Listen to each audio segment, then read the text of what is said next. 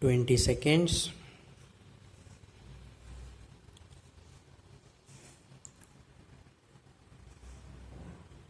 Be ready. 10 seconds.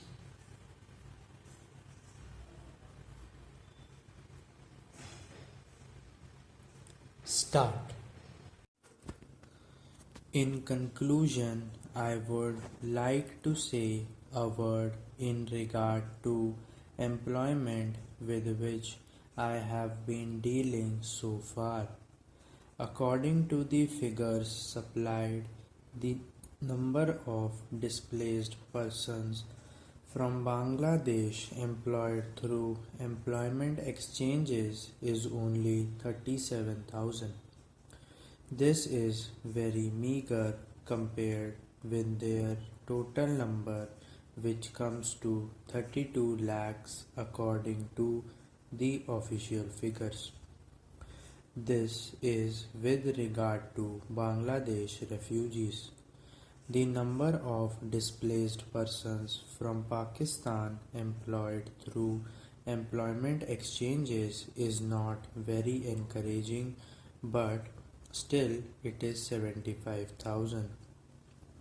I would urge upon the Honorable Minister to take this into consideration and see that something is done to find employment for these people. Of course, there is some expenditure incurred on general education and vocational training, but when we look at the number of persons who have been given vocational training, we find that the number already trained and under training is only 17,000. This figure also seems to be very small considering the magnitude of the problem before us. Some programs of general improvement have been undertaken by the government of West Bengal by way of setting up new industries, etc. These programs should be looked into and put into operation with a view to giving more employment to these displaced persons. Within the limited time at my disposal, I shall limit my remarks to refugees from Bangladesh. The first thing which strikes one as one looks at the various brochures and publications that have been given to us is the amount of contradiction one has to battle against. The first contradiction is in regard to the number of persons government think they have rehabilitated in West Bengal. Granting that it is difficult to make a final assessment of the number of refugees who have come from Bangladesh, it is still true to say that at least there should be some sort of parity between what the Union Ministry says and what the West Bengal Rehabilitation Ministry says. Only a few days ago, the West Bengal Ministry of Rehabilitation said that there are 22 lakhs of refugees who have to be rehabilitated, but the central government's figures are 31 lakhs. Unless the government know the number of people they have to budget for, it is rather bewildering to know how they mean to plan in bringing about their rehabilitation. As a matter of fact, many other sources believe that the figure is far higher, but in any case there should be some parity and some idea as to the extent of the rehabilitation problem which still remains before the people of West Bengal. The other contradiction is this.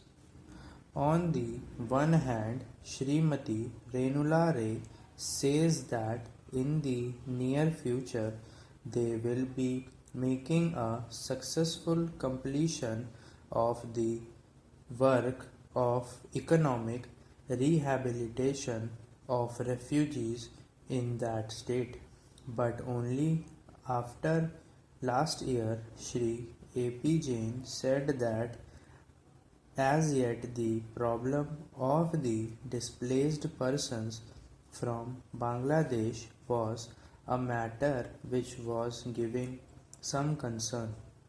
I really do not understand why, in spite of Shri A.P. Jain recognizing that the problem is still quite serious, Srimati Renuka Ray should have made a statement. Yet, when we heard the Honorable Finance Minister, we find that there has been a big shortfall in rehabilitation budget. I think that if the fact-finding committee report has been published, the assessment that we have rehabilitated about 50% of the people of Bangladesh who came over as displaced persons would have become quite clear in regard to its incorrectness. As a matter of fact, when we were round the camps and colonies in West Bengal, we found that as yet not more than 15% of the people have been rehabilitated in the sense that they are able to eke out their subsistence of the poorest levels. It is not more than 15%, and I think the figures of the fact-finding committee are still lower. I think this is something that we have to take very seriously and put out minds to and apply all the resources that we have to find out how we will be able to tackle this problem of rehabilitation. Now, coming to the question of relief, I feel that until we are able to give really proper rehabilitation, we cannot withdraw belief. It is no use arguing whether relief leads to lethargy and more slackness. Unless our rehabilitation policies are fruitful, have we any right to starve the people to death? As a matter of fact, Shri A.P. Jain may know that in West Bengal the incidence of tuberculosis amongst the refugee population is very high. Only a small percentage of them is catered for the medical relief given by the Directorate of Rehabilitation. If I am to tell you the tragic fate of the refugees in West Bengal, I would refer you to a report which appeared in February 1954.